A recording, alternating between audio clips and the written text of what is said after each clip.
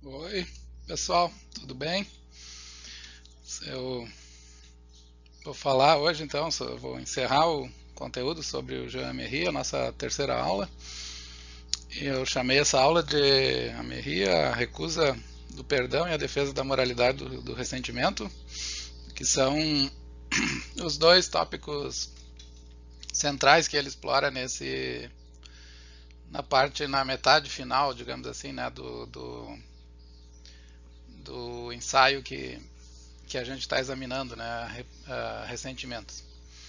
E eu vou então fazer um fechamento, né, dessa unidade explicando como que ele, na medida em que ele afirma, né, a moralidade do ressentimento, qual o tipo de solução, digamos, que ele propõe, né, para um certo dilema prático que a condição das vítimas do nazismo colocou para a cidadania, né, e para a história da Alemanha, né, durante o período pós Segunda Guerra, né, e de reconstrução e de reinserção também da Alemanha na comunidade internacional.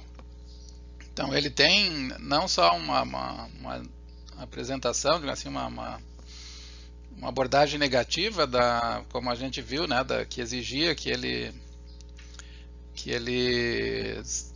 abandonasse os seus ressentimentos, né? Então ele é esse tipo de cobrança, que ele superasse o passado, né? Deixasse o passado para trás, né? O passado passou, né? Era um dos lemas que se dizia.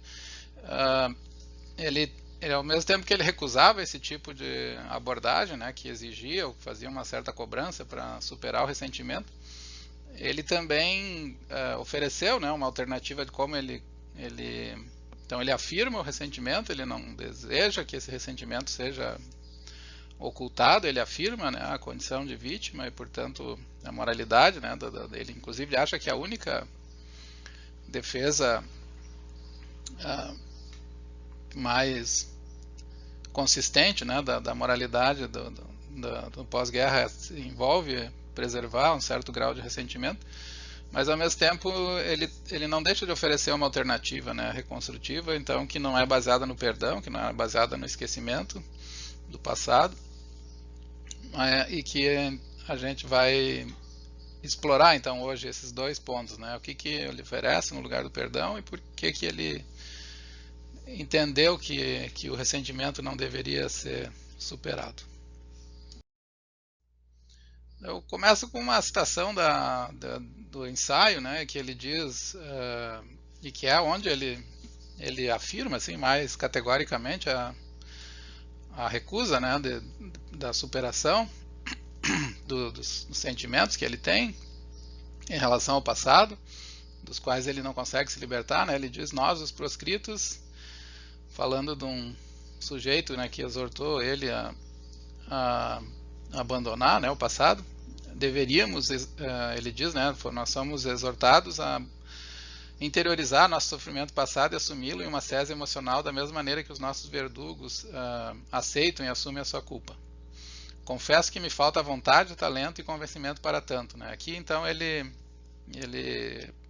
se posiciona, né, dizendo que não tem vontade, não tem capacidade, né, e não está convencido que deva fazer o que é esperado dele. Eu não posso, né, para ele isso significa aceitar um paralelismo entre o meu caminho e do indivíduo que me golpeava com o látego.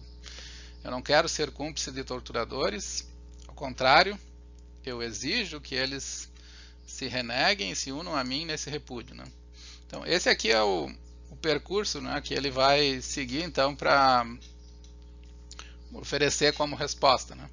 Ele, ao mesmo tempo que ele afirma a moralidade do ressentimento, né, de manter a dor dos crimes e de atrocidades viva, né, viva na memória das vítimas e viva que não consegue se libertar dele, viva na memória dos torturadores, ele deseja que essa vivacidade, essa presença resulte numa negação, né, numa união de repúdio em relação ao passado. Né? Então, o ressentimento aqui é uma forma de manter viva a memória das atrocidades e é uma forma também, na medida em que os torturadores, os cúmplices, eles reconhecem o próprio erro, né? Na medida em que eles desconfiam e não só vivem em paz com uma culpa, né? Mas assumem o compromisso, a responsabilidade de negar e lutar, né? Para que essas experiências desumanas nunca mais se repitam. Na medida em que eles conseguem fazer isso, então se abre, né, um caminho de reconstrução. E ele denuncia então que o contrário disso seria, né, aplainar a montanha de cadáveres, né, por um processo de interiorização. Ao contrário, né, ele diz, então, exigem uma atualização para dizermos as coisas de forma clara no campo da ação, da praxis histórica que precisamos resolver o conflito não dirimido. Então ele vai exortar a saída dele, então não é abandonar o ressentimento, nem impedir que as vítimas deixem o passado para trás, mas a saída que ele vai oferecer é o que ele chama ali, né, de uma praxis histórica, né, em que as pessoas se unem numa espécie de sentimento comum, de repúdio e de cultivo, né, da dor, né, porque a dor, né, pela infâmia que foi o nazismo, porque essa consciência, né, clara assim, e visceral do mal, né, que absolve a vítima, né, e que é curativo para a vítima, e não abandonar, né, exigir que ela siga em frente, olhe para o futuro, né, e esqueça o passado. Então eu vou dividir essa abordagem seguindo o que está sintetizado ali naquela passagem que eu acabei de citar, em duas etapas, eu chamei de duas fases, uma fase negativa, então, mas na verdade ela não é negativa no sentido de algo não positivo, né? Mas é negativa no sentido que ele está preparando o caminho para dizer qual seria a solução, né, que ele considera adequada como saída para o impasse que foi colocado. Então, e essa primeira fase negativa, ela é essencialmente uma afirmação da moralidade do ressentimento e uma recusa da ideia de perdão e reconciliação, né? O perdão aqui é visto como algo mal, né? Algo que desrespeita, que objetifica a vítima, e essa fase, então, ela se centra, né? Ela explora o homem do ressentimento consigo mesmo, então isso tem muito a ver com a posição dele como vítima, e depois ele oferece uma saída, então, que eu chamei aqui de fase positiva, que tem relação com uma prática histórica renovadora, e essa fase, então, ela não fica vinculada, né, ao homem do ressentimento, né, mas é a relação desse homem, a vítima, né, com grupos antagônicos. Aqui no caso são os jovens alemães, toda a população que repudiou o nazismo, mas ao mesmo tempo fazia filósofos, né, e todos que faziam alguma cobrança assim, em relação à superação do ressentimento. Então ele propõe um pacto, digamos assim, com esse grupo dos que não são vítimas, né, e que também não foram algozes, mas que fazem pressão para que o passado seja deixado para trás. Então, em relação a essas pessoas, ele propõe um tipo de reconciliação que é a reconciliação, então, com os agressores também, e com os que fazem cobrança, uma reconciliação que envolve manter vivo, né, a experiência desumana que foi o nazismo, manter esses ressentimentos acesos, né, e não exigir a superação dele pelas vítimas, como uma forma de preservar a verdade moral, né, das ofensas e da desumanização que foi todo o desenvolvimento histórico do nazismo. Então são esses dois passos que eu vou explorar na aula de hoje. Começo pelo primeiro. Então, assumir uma perspectiva objetiva em relação ao passado, nesse caso, é uma forma, né, de insensibilidade, é uma forma de negar a condição, né, da vítima e apagar o que ele chama de uma verdade moral, que somente a vítima as vítimas estavam de posse, né? Então significa equalizar o carrasco, né? E o opressor e o oprimido, né? E ele recusa então essa alternativa e diz que o rancor com o passado é uma forma de resistência. A perspectiva objetiva é que tem um caráter desumanizador. Então, cultivar o ressentimento aqui significa cultivar a denúncia, né, da injustiça, mantendo e o ressentimento faz esse trabalho na medida em que ele mantém a ação destruidora viva, né, como se ele atualizasse ela constantemente, né, como se na medida em que eu remoo o passado, né, eu não deixo as ofensas serem esquecidas, morrerem, né, e perderem o seu caráter ofensivo. Não deixar o insulto morrer, então, é uma forma de prestar solidariedade, né, com a vítima que foi diante da solidão, né, do desamparo que foi o período, né, das atrocidades do nazismo. E o ressentimento, então, aqui essencialmente é uma forma de proteger a verdade moral da vítima, né? Ele diz numa passagem bastante marcante, né? Ele diz que somente eu estava, né, e ainda estou de posse da verdade moral dos golpes que ainda hoje ressoam no meu crânio, né? Então tem, na medida em que se cobra, né, as vítimas que abandonem o passado, né, o que se perde é essa verdade moral do que foi, né, a tragédia, o que foi a infâmia, né, do nazismo. Então, a gente pode resumir isso dizendo, né, que a justificativa do Améry para o ressentimento é uma justificativa moral.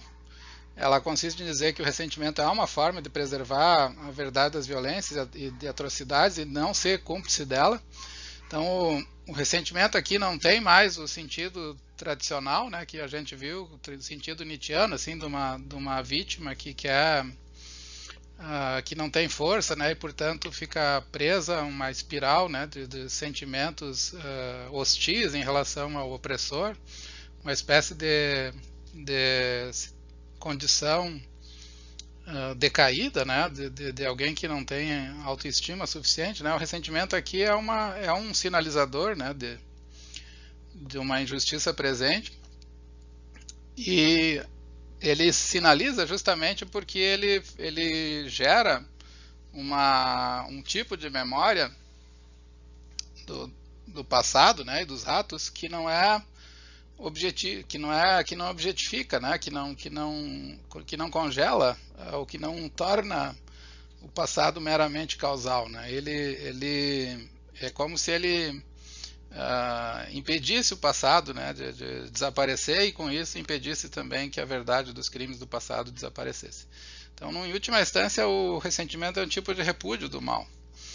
Ele diz isso numa passagem, ele diz que a sociedade só se preocupa com a sua segurança. Ela não dá a mínima para a importância para as vidas destruídas. Ela olha para frente, no melhor dos casos, ela preocupa-se em evitar que algo semelhante não se repita. Mas meus ressentimentos estão ali para que isso... deixa eu ver aqui. Deixa eu citar no texto aqui que fica mais fácil de ler. O meu...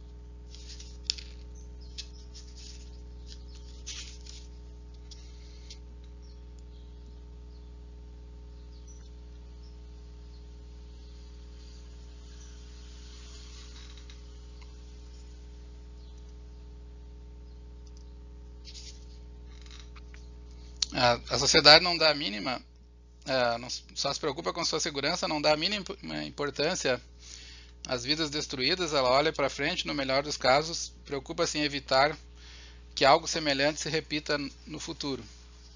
Mas meus ressentimentos estão ali para que o crime se torne realidade moral para o criminoso, para que ele se veja implicado na verdade do seu ato, né? Então é uma forma, né, de manter como ele diz, o criminoso preso à realidade moral do seu ato, né? Então é uma forma de repudiar o mal, porque é como se alguém tentasse apagar as evidências de um crime, né? E o ressentimento faz esse trabalho moral de criar uma imagem, né, viva do crime constante, né? Uma imagem que não se apaga. Então, tem certas formas de culpa que também são expiações, né, de crimes, né? Mas ele propõe aqui que a vítima seja, né, a fonte dessa responsável, digamos assim, né, embora por mais sofrimento que isso cause, né, ela tem esse direito, né, um direito de manter vivo uma perspectiva moral, né, sobre a realidade, né, e não converter essa realidade, né, que é uma realidade humana, que é uma realidade que foi produzida pelos homens, né, muita gente cooperou com os crimes do nazismo, né, que essa realidade seja transformada simplesmente num acidente dentro do histórico, né, como se a história fosse uma sucessão de atos, né, ele diz causais, né, a história é um produto humano, então ela precisa ser vista, e é um direito, né, que ela seja vista como ato humano, né, e o único modo de preservar a gravidade de certos atos aqui significa mantê-los vivos, né, através da figura do ressentimento. Eu cito uma passagem longa dele que indica, né, essa ideia de avivamento moral que é produzido pelo ressentimento. Ele diz que se eu assumo o meu ressentimento, se eu concedo o meu envolvimento ao pensar nesse problema, eu tampouco esqueço que sou refém da verdade moral desse conflito. Parece, nesse caso, um absurdo lógico exigir-me objetividade no confronto com os meus verdugos, com seus cúmplices ou mesmo com as testemunhas mudas. E ele insiste, né, que o crime como tal não tem caráter objetivo, né? O crime é algo sentido, né? Não faz, é uma violência exigir que a pessoa pense, né, objetivamente sobre ofensas e ataques e atrocidades, né, que sofreu.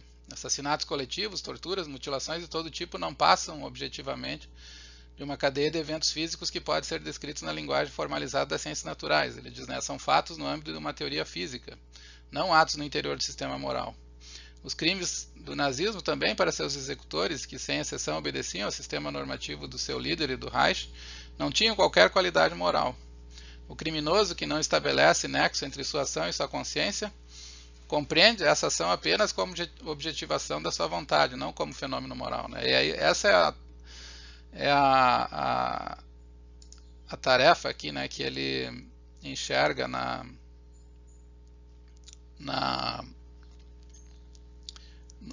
no ressentimento, né?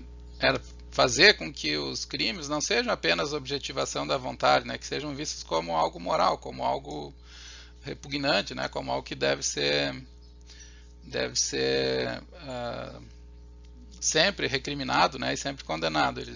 Vagos, o lacaio da SS de origem flamenca, que incitado pelos patrões alemães me golpeava a cabeça com o cabo da enxada quando eu não conseguia cavar de modo suficientemente rápido, sentia a ferramenta como um prolongamento da sua mão e os golpes como movimento da sua dinâmica psicofísica.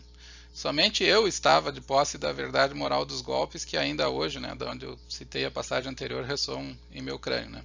Então ele está chamando a atenção aqui, né, que a perspectiva da vítima é uma perspectiva que resgata, né, o sentido moral dos acontecimentos e preserva esse sentido. E, portanto, ela não pode ser simplesmente considerada, né, um incômodo, um estorvo, né, como se existisse uma obrigação, né, de superar os sentimentos do passado.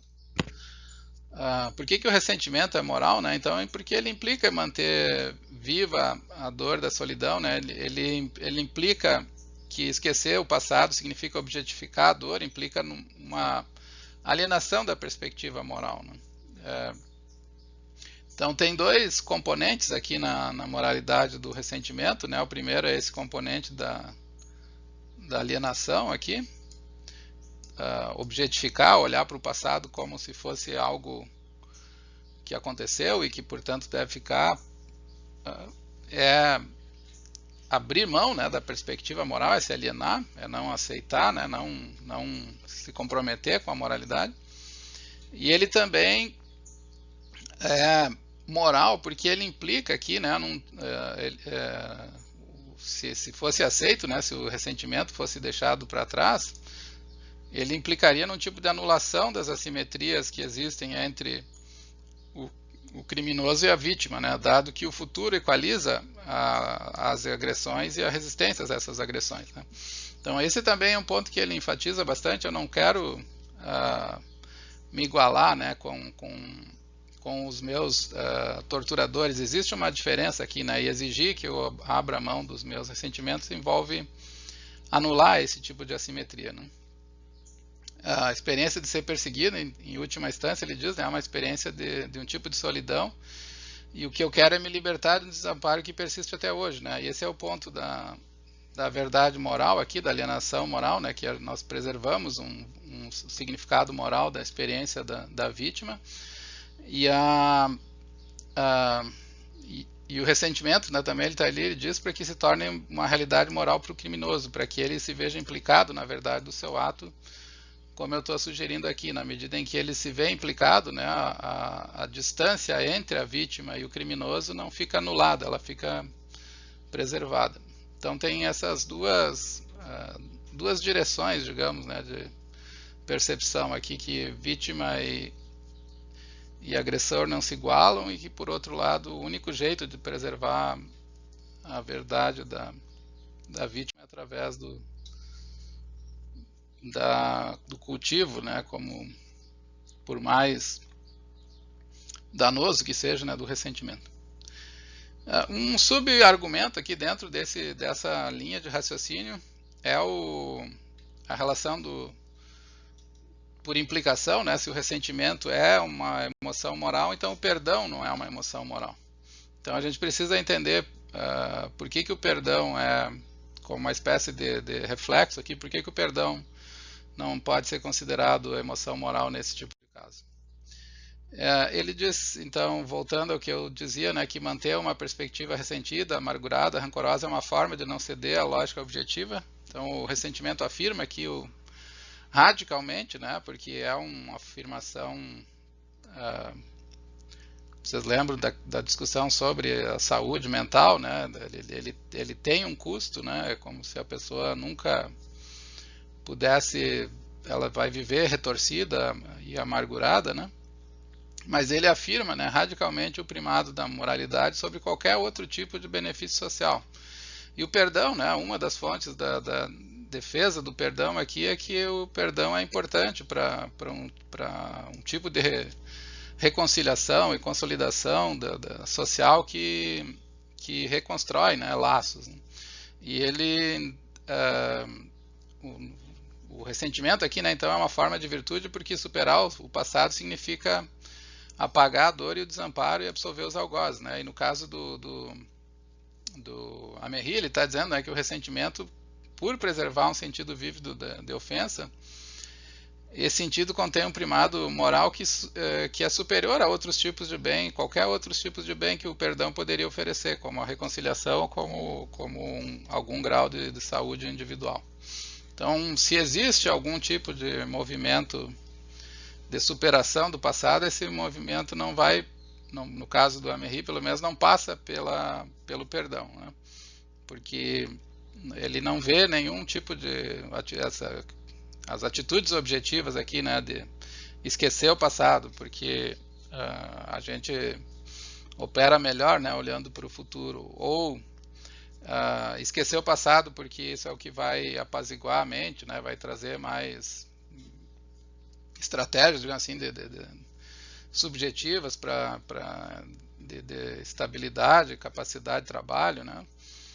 Esses dois passos, né, ele está afirmando aqui, né, eles não excedem o valor da denúncia, da revolta que o ressentimento oferece. Nenhum benefício social, né, supera o peso, né, e o impacto que deve ser, o grau, né, de consideração que deve ser colocado na moralidade. Ele diz que, aqui eu queria explicar então por que o perdão não pode ser, não tem essa qualidade, né? Então ele diz que os ressentimentos são de uma índole tão particular que nem Nietzsche, nem sequer Schiller, quando escreveu sobre o tema em 1912, podiam intuir. Daí a minha pouca inclinação à reconciliação. Mas precisamente o meu convencimento de que a disposição para a reconciliação proclamada publicamente por vítimas do nazismo só pode significar insensibilidade e indiferença diante da vida, conversão masoquista de uma autêntica, mas recalcada exigência de vingança. Então ele está dizendo que a reconciliação aqui, ela só é ou insensibilidade ou um tipo de conversão masoquista, né, de um tipo de exigência de vingança recalcada. Só perdoa realmente quem consente que a sua individualidade se dissolva na sociedade e quem é capaz de conceber a si mesmo como função do coletivo, ou seja, como uma pessoa insensível e indiferente. É alguém que aceita com resignação os acontecimentos tal como aconteceram. Aceita, como diz o ditado, que o tempo cure as feridas. O seu sentido, a pessoa que consegue isso, né, ela tem um sentido temporal que não está revolvido, ou seja, transposto do terreno biológico social para o campo da moral. Esse ser desindividualizado, intercambiável, vive plenamente integrado no mecanismo social, né? E é isso que ele deseja, né, evitar. Ele se diz alguém que é revolvido, né, alguém que está no campo da moral, né, e não está no campo das ações causais, né? Então ele teria, né, que perdoar que isso para ele significa consentir que a individualidade dele seja dissolvida na sociedade, né? Que ele seja uma pessoa indiferente, uma pessoa insensível, né? Então a exigência de superação do ressentimento, a exigência de um tipo de perdão e reconciliação envolve pedir que as pessoas sejam insensíveis, né, indiferentes à dor, né? E ele diz que isso ele não aceita, né, não se resigna, né? Ele quer que essas feridas continuem vivas para criar um tipo de compromisso mútuo, moral, entre vítima e agressor, que evita, né, a persistência do mal, do dano. Ele diz aqui, né, literalmente, que o perdão, o esquecimento forçado mediante pressão social são imorais. Quem perdoa por comodidade ou indolência se submete ao sentido social e biológico do tempo, também chamado natural. A consciência do tempo natural se baseia na cicatrização das feridas como processo fisiológico e foi projetada na representação social da realidade. Justamente por isso, tal consciência tem não só um caráter alheio à moral, mas também é antimoral. É direito e privilégio do ser humano negar a aquiescência aos acontecimentos naturais, por isso também no decurso do tempo biológico. O que passou, passou. Eis uma sentença tão verdadeira quanto hostil à moralidade, à moral e ao espírito. A capacidade de resistência moral inclui o protesto, a rebelião contra o real, que só é racional se for moral. O indivíduo moral exige a suspensão do tempo, mantendo o criminoso atado ao seu crime, né? Essa é a razão, né, que ele tem para recusar o perdão, né? O perdão é imoral porque ele envolve abrir mão do protesto, né? E abrir mão do protesto significa liberar o criminoso do seu crime, né? Então, na medida em que o ressentimento permanece vivo, na medida em que o perdão não é alcançado, o criminoso se mantém preso ao seu crime, né? Como se ele pudesse promover uma reversão do tempo, né? Fazer com que o tempo não se estendesse, né? Não passasse e o crime se mantivesse sempre presente. E aí, só assim, né, ele diz, ele poderá se relacionar com a sua vítima como um semelhante. Só quando o próprio criminoso, né, percebe que e alimenta, né, a percepção do crime, né, e não espera que ele seja esquecido. Então aqui vocês têm o quadro, digamos assim, mais básico da argumentação dele, né? Por que ele rejeita o perdão? Então, porque o perdão é caracterizado por uma postura objetiva que em última instância é imoral. Ela é imoral no sentido que ela implica em abrir mão, né, da denúncia, ela implica em se resignar, né, que é um sinal aqui, né, de que o sujeito convive, né, e masoquisticamente, digamos, com a agressão, e ele recusa, portanto, essa saída, né, é a única maneira de preservar a maldade, né, dos atos, das atrocidades, e preservar, se manter atento em relação a elas, é suspender o tempo, né? Quem faz essa suspensão é o ressentimento que mantém o passado vivo na memória, né? Na medida em que ele mantém o passado vivo, é como se ele não mantivesse, né, o crime à vista de todos. E essa tarefa que o perdão impede, né? Ele tira o mal, né, da nossa do nosso quadro, né, de visão. E ao fazer isso, portanto, ele liberta o criminoso, né? E o que o ressentimento quer fazer justamente é manter o criminoso atado ao seu crime, numa espécie. Ele diz que esse tipo de suspensão do tempo é que faz que haja um relacionamento, né, minimamente justo entre a vítima e o seu semelhante. Então, o perdão aqui ele implica uma anulação dos erros do passado, ele implica uma atitude objetiva, né? Superar o passado, abrir mão da revolta significa abrir mão dos crimes, portanto, isso exclui, né, o perdão do rol aqui das alternativas morais. E ter ressentimento é o que mantém viva a perspectiva moral, né? Porque perdoar significa tratar as atrocidades como se fossem ocorrências naturais, enquanto perdoar significa libertar o culpado dos seus crimes, né? Conspurcando a vítima.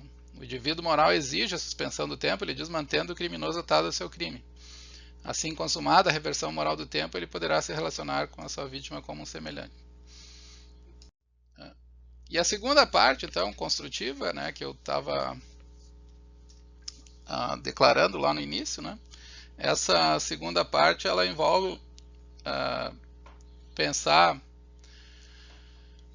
a ideia de uma comunidade humana que é construída em torno do ressentimento e não através da negação dele. É uma tentativa de reconstrução que mantém, né, como eu falei, o crime, o caráter criminoso, né, do nazismo vivo para suas testemunhas, para suas vítimas e para as pessoas, né, que queriam superar esse capítulo, né.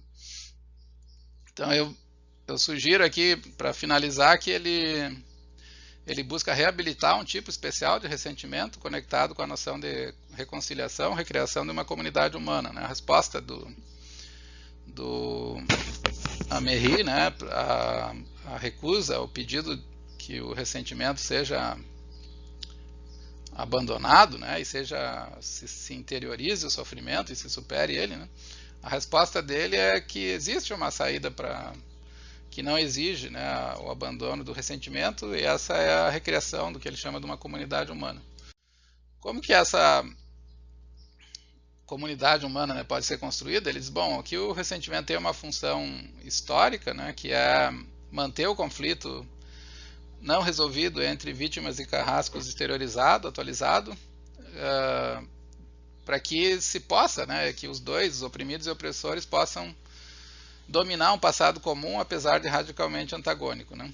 Ele diz, então, para simplificar e deixar mais claro o que eu penso, basta retornar à convicção de que o conflito não resolvido entre vítimas e carrasco precisa ser exteriorizado e atualizado, caso ambos pretendam dominar um passado comum, apesar de radicalmente antagônico. O conflito, então, pode ser resolvido caso o ressentimento perdurasse em um dos grupos e, graças a isso, despertasse no outro grupo uma desconfiança sobre si mesmo, né? Então, ele mantém aqui a tese que o ressentimento é um passo necessário para um processo de saída, né, da vítima, da sua condição de abandono, de desamparo, né. O ressentimento é um passo necessário porque, na medida em que o ressentimento expõe os crimes, né, e na medida em que ele gera mal-estar e desconfiança nos agressores, ele acaba significando um gesto, né, de solidariedade, de consideração e reconhecimento do sofrimento que foi causado à vítima, né. Ele é como se ele oferecesse é como se fosse um sinal de arrependimento e reconhecimento, né, por um dano sofrido da parte dos ofensores, né. Ele diz que é evidente que a exteriorização e a atualização, então não é o ressentimento não é aquilo que muitos dizem, né, que ele envolve um estado de vingança não resolvida, né, eles não é nessa direção, né, ele recusa a vingança,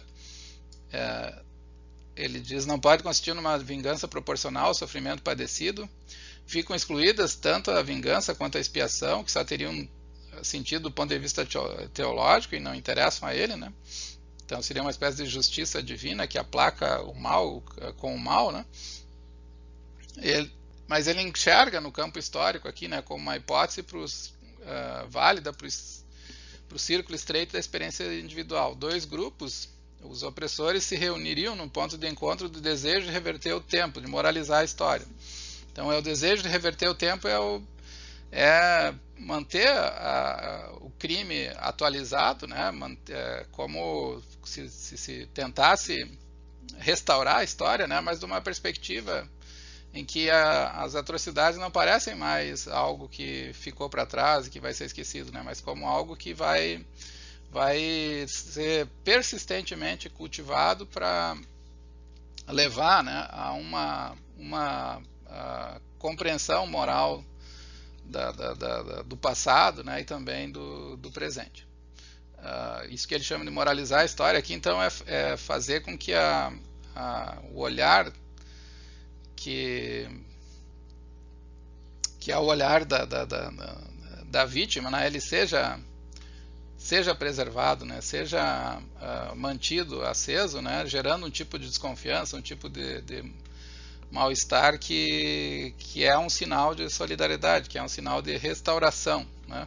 Não é uma cobrança para abandonar, que a vítima abandone, é uma cobrança para que ambos cultivem o erro, né, de modo que ele não se apague, né, que a memória da desgraça, digamos assim, da decadência fique à vista, né, de todos. Não permitir que o tempo neutralizasse, mas a solução dele, então, é não permitir que o tempo neutralize aqui, né? Eu escrevi errado uma parte da história nacional. Ele deve integrar essa parte na história. Uma comunidade nacional que, em parte, né, ele diz isso preserva uma certa culpa pela infâmia, né? Ele vê, né, como aceitável a ideia de uma certa culpa coletiva. No melhor dos casos, né, então ele sugere, né, que essa posição que ele está defendendo poderia levar vagamente a uma comunidade nacional que rechaçasse inteiramente tudo que ela perpetrou nos dias da sua mais profunda degradação, mesmo aquilo que parecia tão inofensivo, né? Então essa é a ideia que me parece que ele está propondo ali, né, um tipo de rechaço coletivo, né, uma percepção profunda, né, existencialmente, moralmente profunda, de um erro que não é convertido em cobrança, não se transforma em exigência, né, de esquecimento do passado, de cobrança das vítimas, ele se transforma num sentido de dano compartilhado, né, que especialmente da parte dos agressores, né, eles percebem que houve uma degradação, né, e que essa degradação tem que ser recusada, né? Então essa é profundamente moral aqui a resposta dele, né? E essa consciência, ela não é uma consciência intelectual, é uma consciência histórica, ela precisa se mostrar na prática. Então as reparações foram um passo importante, mas mais do que a reparação também essa consciência espiritual de não jogar, né, na responsabilidade na vítima, também é parte do rechaço que ele está propondo, né, que gera um tipo de comunidade, uma história de vínculo, né, que se quebrou mas uma sinceridade radical, né, que sozinha pode abrir caminho para um diálogo futuro. E no final ele termina então de uma maneira bastante negativa, né? Ele diz que que essas sugestões também parecem muito mais um tipo de exercício de imaginação. E ele termina de maneira bastante pessimista, né? E me parece que aqui também com um certo grau de antecipação, né? De capacidade, né, de antecipar o futuro. Ele diz: nós, as vítimas, devemos dar fim a esse rancor reativo, no sentido em que usássemos essa expressão no campo de concentração, no sentido de dar conta, no sentido de matar, né, nós devemos morrer. E ele diz: então, nós brevemente estaremos mortos, até lá pedimos paciência àqueles cuja tranquilidade perturbamos com o nosso rancor. E infelizmente, né, essa previsão dele, né, se cumpriu. Hoje a gente vê vários grupos, né? Esse aqui é um exemplo de uma passeata desse partido de extrema direita neonazista, né? Que tem apoio também em outras partes do mundo, né? Uma das líderes desse partido esteve no Brasil recentemente, também foi recebida por parlamentares brasileiros, tirou foto também com o presidente. Então existe a desconfiança, né, do Améry em relação ao futuro, uma alternativa de reconstrução, ela se mostrou verdadeira, né, porque não foi aquele sentimento, né, de cultivo e de repúdio que persistiu, né, o que persistiu foi um esquecimento e que agora acaba dando origem novamente, né, a formas, né, de dor. Tá bom? Obrigado, então até o nosso próximo encontro.